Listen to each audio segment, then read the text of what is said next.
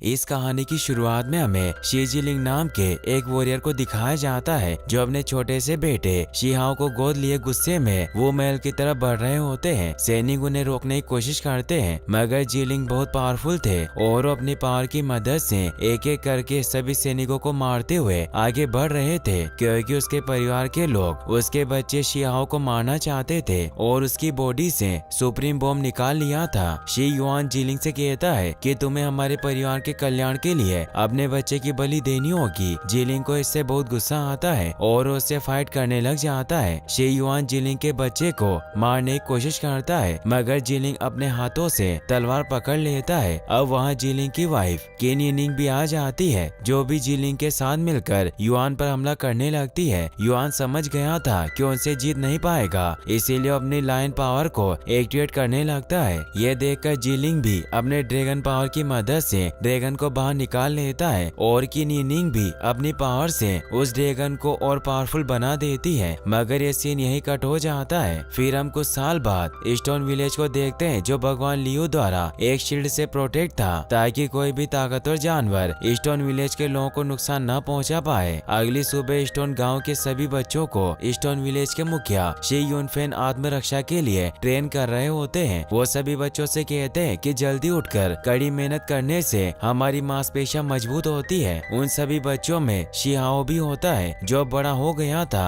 और वो काफी फुर्तीला और मेहनती था क्योंकि जब मुखिया उस पर वार करते तो उनके वार को संभाल लेता मगर जब वो जोंग बाओ पर हमला करते हैं तो उनके वार को संभाल नहीं पाता और नीचे गिर जाता है। इसीलिए मुखिया उसे कहते हैं कि भले शिहाओ तुमसे उम्र में छोटा हो लेकिन वो सबसे मेहनती है। शिहाओ जोंग बाओ का मजाक उड़ाता है। मुखिया सभी बच्चों को बताते हैं कि हमारे आसपास का जंगल काफी बड़ा और असीम है जहाँ कई प्राचीन जानवर निवास करते हैं इसीलिए अगर तुम सभी मेहनत नहीं करोगे तो उन जानवरों से नहीं लड़ पाओगे। फिर हमें स्टोन विलेज के शिकारी योद्धाओं को दिखाया जाता है जो छिपकर दो सर वाले अग्नि गेंडे पर नजर रख रहे थे ताकि उसका शिकार कर सके। आशान शिकारी दल के मुखिया शी लिंगू से कहता है कि एक गेंडा कई महीनों तक हमारे गाँव की खाद्य आपूर्ति को पूरा कर सकता है और हम बच्चों के औषधीय स्नान के लिए इसके सार का इस्तेमाल कर पाएंगे। ये कहकर वो उस गेंडे पर हमला करने के लिए जाता है मगर वो गेंडा लात मारकर उसे दूर फेंक देता है। ये देखकर शी लिंगू अपने सभी साथियों के साथ मिलकर उस गेंडे पर हमला करने लग जाते हैं और अपने परसे से उसे नीचे गिरा देता है। शी लिंगू सभी से कहता है कि गेंडा मरने वाला है। सब एक साथ मिलकर हमला करने लगते हैं मगर तभी वहाँ ब्लू स्केल ईगल भी उस गेंडे का शिकार करने आ जाती है। गेंडा अपनी फायर पावर से उस पर हमला करता है मगर उसे अपने पंजों में दबाकर ले जाने लगती है। ये देखकर आशान बहुत हैरान होता है कि ब्लू ईगल उनके इलाके में कैसे आ गई क्योंकि वो कभी इस इलाके में शिकार करने नहीं आती थी। ईगल उस गेंडे को मारने के लिए जमीन पर रगड़ती है जिससे जमीन पर आग लग जाती है। शी लिंगू अपने सभी साथियों के साथ छिपा होता है ताकि ईगल उन्हें देख न सके मगर जब शी फेजियाओं के पाँव में आग लगती है तो जोर से चिल्लाने लगता है जिससे ईगल को उन सभी की मौजूदगी का पता चल जाता है और वो शी फेजियाओं पर हमला करने के लिए आती है। आशान शी लिंगू से कहता है कि मैं ईगल का ध्यान भटका लूंगा और वो ईगल को अपनी तरफ बुलाकर वहाँ से भागने लगता है जिससे शी लिंगू अपने साथियों के साथ उसे मारने के लिए उसके पीछे भागने लगता है। तभी वहाँ ज्वालामुखी विस्फोट होने लगता है और ज्वालामुखी से आग के गोले निकलते हैं जिससे सब लोग बचकर भागने लगते हैं। ईगल भी वहाँ से भाग जाती है। फिर हमें कुछ समय के बाद का सीन दिखाया जाता है जहाँ शी लिंगू अपने साथियों के साथ उस मरे हुए गेंडे को लेकर स्टोन विलेज पहुंच जाता है। उन्हें देखकर मुखिया और सभी बच्चे बहुत खुश होते हैं। शी लिंगू सभी को बताता है कि पर्वत देवता क्रोधित हुए और उन्होंने ईगल को डरा दिया जिससे हम इस गेंडे का शिकार कर पाए। सभी बच्चे अपने अपने पिता के पास जाते हैं। ये देखकर शियाओ दुखी हो जाता है क्योंकि उसके माता पिता उसके पास नहीं थे। शी जिलिंग और किन यिनिंग उसे स्टोन विलेज छोड़कर चले गए थे।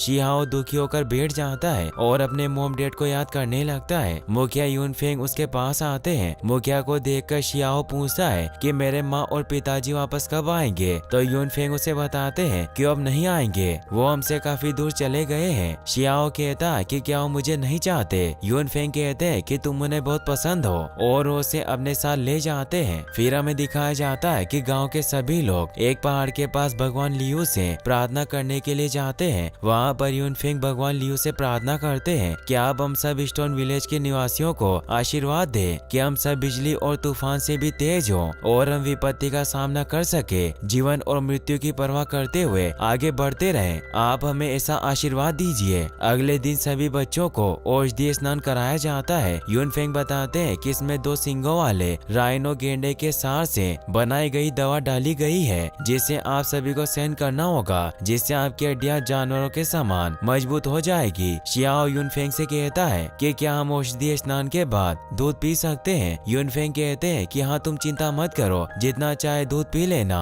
शियाओ कहता है कि ठीक है, मैं इसे सहन कर लूंगा। शीलिंगू कहता है कि शियाओ वास्तव में प्रतिभाशाली है। वहाँ खड़ा एक और आदमी बताता है कि केवल यूनफेंग ने ही रून्स की शक्तियों में महारत हासिल की है। उसके बाद यूनफेंग अपनी शक्ति से उस औषधीय पानी को गर्म करते हैं, जिससे सभी बच्चों को काफी जलन होती है और वो पानी से बाहर निकल आते हैं। लेकिन शियाओ पानी में ही रहकर उस सार की गर्मी को सहन करता है। फिर उस पानी में से उस 2 सिरों वाले गेंडे का सार निकलता है। यूनफेंग शियाओ से कहते हैं कि तुम इसे ग्रहण करो। शियाओ से ग्रहण करता है। उसे ग्रहण करते ही उसकी बॉडी का ताप बढ़ जाता है और उसमें गेंडे की पावर आ जाती है। वो उस भट्टी से बाहर निकलकर उसे अपने हाथों से ऊपर उठा लेता है। यह देखकर सभी लोग आश्चर्यचकित हो जाते हैं। यूनफेंग कहता है कि इस बच्चे से उम्मीद नहीं थी। इसकी बॉडी की तुलना पुराने युवा जानवरों से की जा सकती है। शियाओ यूनफेंग से पूछता है कि मैं अब दूध पी सकता हूँ? यूनफेंग कहते हैं कि तुम जितना चाहे उतना दूध पी सकते हो। फिर सभी बच्चे शियाओ के पास जाते हैं और कहते हैं कि तुम बहुत असाधारण हो, तुम ये कैसे करते हो? मगर जोंगबाओ को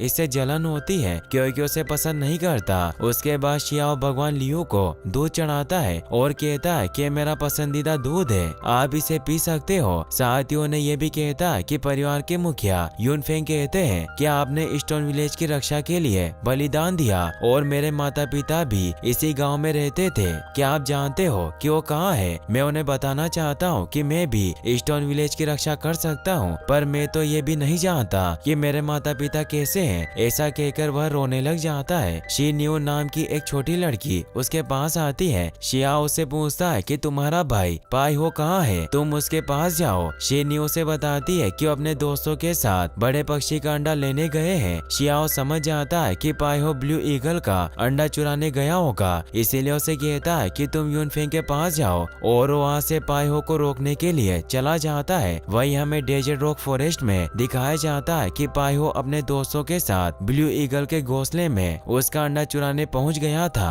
पाई हो अपने दोस्तों से कहता है कि मैंने इतना बड़ा अंडा कभी नहीं खाया, इसे खाने के बाद मेरी ताकत शियाओ से भी ज्यादा हो जाएगी। मगर ब्लू ईगल को भी इस बात का पता चल जाता है कि कोई उसका अंडा चुराने आया है, इसीलिए वो तेजी से अपने घोंसले की तरफ बढ़ने लगती है। शियाओ भी वहाँ पहुँच जाता है और सभी से कहता है कि तुम अंडा मत चुराओ, यहाँ से जल्दी भागो। मगर उनमें से कोई भी शियाओ की बात नहीं मानते और वहाँ से अंडा लेकर चट्टान से नीचे उतरने लगते हैं। तभी वहाँ पर ईगल आ जाती है। ईगल अपने पैरों में एक सुअर फंसा कर लाती है, जिसे ईगल बच्चों पर डाल देती है, मगर सभी बच्चे बच जाते हैं। फिर ईगल फेदर स्पाइक से उन पर हमला करती है, जिससे रस्सी कट जाती है और सभी बच्चे अंडे के साथ नीचे गिर जाते हैं। फिर सब वहाँ से उठकर अंडा लेकर भागने लगते हैं। पाई हो कहता है कि हमें चट्टानों की तरफ भागना चाहिए, जहाँ पर ईगल नहीं पहुँच पाएगा। तभी भागते भागते एक बच्चे के हाथ से अंडा छूट जाता है, जिसे शियाओ पकड़ लेता है। शियाओ ईगल से कहता है कि मैं तुम्हारा अंडा वापस लौटा दूंगा, तुम मेरा पीछा मत करो, अगर तुम मेरा पीछा करते हो तो यह अंडा टूट जाएगा। मगर ईगल शियाओ का पीछा करना बंद नहीं करती, तो शियाओ सोचता है कि यह पक्षी तो हार ही नहीं मानना चाहता। शियाओ एक चट्टान से उछलकर उस ईगल की पीठ पर बैठ जाता है और नीचे खड़े बाकी के बच्चे ईगल को पत्थर मारने लग जाते हैं। तो शियाओ उन बच्चों से कहता है कि तुम वापस क्यों आ गए? तो बच्चे कहते हैं कि अगर तुम्हें कुछ हो गया तो हम मुखिया को क्या जवाब देंगे। ईगल बच्चों पर अपने फेदर से वार करने लग जाती है, तो शियाओ ने बचाने के लिए सुअर को उनकी तरफ फेंकता है, जिससे बच्चे फेदर स्पाइक से बच जाते हैं। शियाओ को पास में एक जंगल दिखाई देता है, इसीलिए अपने सभी दोस्तों से कहता है कि हम सभी को उस तरफ जाना चाहिए। ईगल वहाँ नहीं आ पाएगी और वो डेजर्ट ऑफ मेजेस्टी की तरफ बढ़ने लगते हैं। वहीं स्टोन विलेज में दिखाया जाता है कि शीलिंगू अपने साथियों के साथ बात कर रहे होते हैं। तभी मुखिया यूनफेंग शी न्यू के साथ वहाँ पर आ जाते हैं और सभी से कहते हैं कि बच्चे मुसीबत में हैं, क्योंकि शी न्यू ने उन्हें सब कुछ बता दिया था कि अंडा लेने गए थे। दूसरी तरफ सभी बच्चे डेजर्ट ऑफ मेजेस्टी में ईगल से बचकर भाग रहे होते हैं। शियाओ अपने दोस्तों से कहता है कि आगे गुफा है, हमें वहाँ छुपना होगा, मगर गुफा का गेट बंद होता है। शियाओ जोंगबाओ को कहता है कि तुम ये अंडा पकड़ो, मैं गेट खोलता हूँ, और शियाओ अपनी राइनो पावर की मदद से गेट पर पड़े पत्थरों को तोड़ देता है। सभी बच्चे गुफा के अंदर जाने लगते हैं, मगर बीटीवान नाम का लड़का नीचे गिर जाता है और ईगल लगातार उसकी तरफ बढ़ रही थी, मगर शियाओ उसे बचाकर गुफा के अंदर ले आता है। ईगल अपने पंखों से उन पर हमला करती है, जिससे वो सभी दूर गिर जाते हैं, और शियाओ का हाथ एक पत्थर पर पड़ने की वजह से वहाँ एक प्रोटेक्टिव शील्ड एक्टिवेट हो जाती है, जिससे ईगल अंदर नहीं आ पाती। ये देखकर सभी बच्चे पूछते हैं कि ये क्या हुआ, तो शियाओ ने बताता है कि मुखिया ने कहा था कि हमारे गांव के पूर्वज बहुत बलवान थे,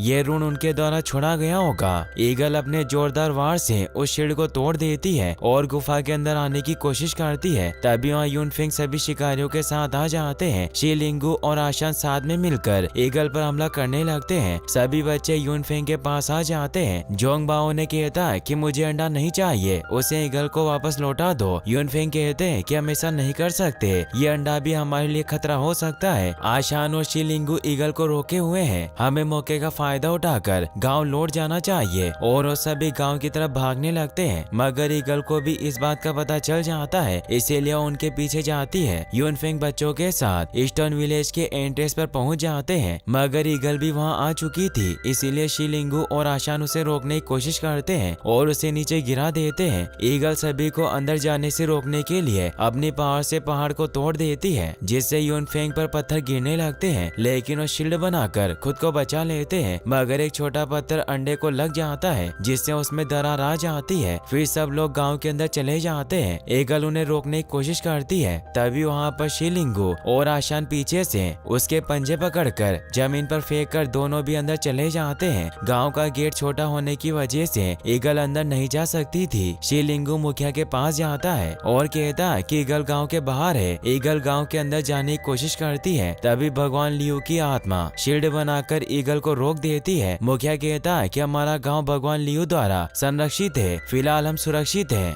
आशान अपने बेटे पाई हो पर गुस्सा करता हुआ कहता है कि ये सब तुम्हारी वजह से हुआ। तभी वो अंडा टूट जाता है और उसमें से ईगल का बच्चा निकलता है। सब लोग ये देखकर चौंक जाते हैं, मगर वो ईगल बेबी पूरी तरीके से विकसित न होने की वजह से मर जाता है। सभी इससे दुखी होते हैं। पाई हो उस बेबी को यूनफेंग को दे देता है। यूनफेंग बताते हैं कि ईगल और ईस्टर्न विलेज पहले से ही कट्टर दुश्मन रहे हैं। पाई हो माफी मांगते हुए कहता है कि मैंने जानबूझकर नहीं किया, मुझे नहीं पता था कि ऐसा हो जाएगा। यूनफेंग उस बेबी ईगल को नीचे रख देते हैं। ब्लू ईगल को भी पता चल जाता है कि उसका बेबी मर चुका है, इसीलिए अपनी फुल पावर से ईस्टर्न विलेज पर हमला करके उस शील्ड को तोड़ देती है। सभी इससे काफी डर जाते हैं। ईगल अपने बेबी के पास आती है और उसे सुनकर देखती है। वो उसके मरने से काफी दुखी होती है। तभी वहाँ लीफ में भगवान लियू की आत्मा आती है और उस बेबी ईगल को फिर से जिंदा कर देते हैं, जिससे ब्लू ईगल और बाकी सभी बहुत खुश होते हैं। यूनफेंग कहते हैं कि भगवान लियू ने सिर्फ बेबी ईगल को नहीं बचाया, बल्कि उसे पुनर्जन्म दिया। फिर शियाओ बेबी ईगल के पास जाता है और कहता है कि तुम ठीक हो, मुझे आज के लिए वास्तव में खेद है, क्या आप मुझे माफ कर सकते हो? मैं वादा करता हूँ कि दोबारा ऐसा नहीं होगा।